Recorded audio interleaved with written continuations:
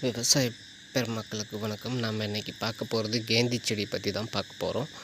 இது பார்த்தோம் அப்படின்னா ஆயுத பூஜைக்காக நடலாம் அப்படின்னு சொல்லிட்டு நாற்று விட்டுருந்தோம் நம்ம நர்சரியில். அது கொஞ்சம் மீந்து போச்சு. அதனால் நம்ம காட்டிலே நட்டிருக்கோம். ஒரு 3/4 ஏக்கரா நட்டிருக்கோம். இப்போ பார்த்தோம் அப்படின்னா அது ஆயுத பூஜைக்கு சரியான டைமில் பூ இறங்கியிருக்கு. 1.5 டன் பூ ஆர்டர் வந்திருக்கு. அதனால் ஒரு பக்கமாக இருந்து 2 பேர் பறிச்சிட்டு வரோம்.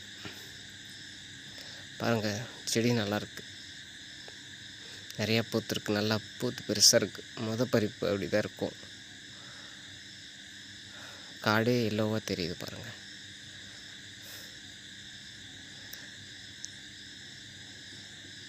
இது சுப்ரீம் ரகம் அப்படின்னு சொல்லியிருப்போம். சுப்ரீம் நல்லா பூ பாருங்கள், சாஃப்டாக இருக்குது. இது கூட டாப் எல்லோ கொஞ்சம் நட்டிருக்கோம், எல்லோ பால் கொஞ்சம் நட்டிருக்கோம். அது மாதிரி ஒரு 3 ரகம் நட்டிருக்கு. இது டாப் எல்லோ நல்லாயிருக்கு, நல்லா ஃபுல்லாக ஈல்டு இருக்குது பாருங்கள். நல்லா 1.5 டன். இதில் ஒரு விஷயம் என்னென்னா, இது முழுக்க நம்ம ஃபுல்லாகவே ஆர்கானிக்கில் இயற்கை முறையில் மட்டுமே உற்பத்தி பண்ணியிருக்கோம், கெமிக்கலே சேர்க்கலை. அப்படிங்கும்போது எனக்கு இன்னும் ப்ராஃபிட், அதாவது இன்வெஸ்ட்மெண்ட்டில் மருந்தடிக்கிறது சுத்தமாக கம்மி, 0. நாற்றும் நாங்களே உற்பத்தி பண்ணிக்கிட்டோம். அதனால் கொஞ்சம் ஈல்டு நல்லாயிருக்கு. இப்போதைக்கு ஈல்டு ஒன்றும் ப்ராப்ளம் இல்லை. அதே போல் 80 ரூபா விற்கிது. நமக்கு ஒரு 1.5 டன்னு மொத்தமாக ஒரு லாபத்தை பார்த்த மாதிரி இருக்கும். அது இதில் ஒரு ப்ராஃபிட் என்ன தெரியுங்களா, பறிக்கிறது மொத்தமாக போட்டோம், ஒரே நாளில் வியாபாரத்தை பார்த்துடலாம். மற்ற நாளில் போட்டோன்னா வியாபாரத்தை அமௌண்ட்டு கம்மியாக இருக்கும். அதுவும் இல்லாமல் ரொம்ப நாள் இழுத்துக்கிட்டே இருக்கும். இது எப்போவும் நடுற போல் நம்ம 2 அடி பார் போட்டுட்டு 1.5 அடிக்கு ஒரு செடி, 2 அடிக்கு ஒரு செடி, அந்த மாதிரி அளவில் தான் நட்டுருக்கோம்.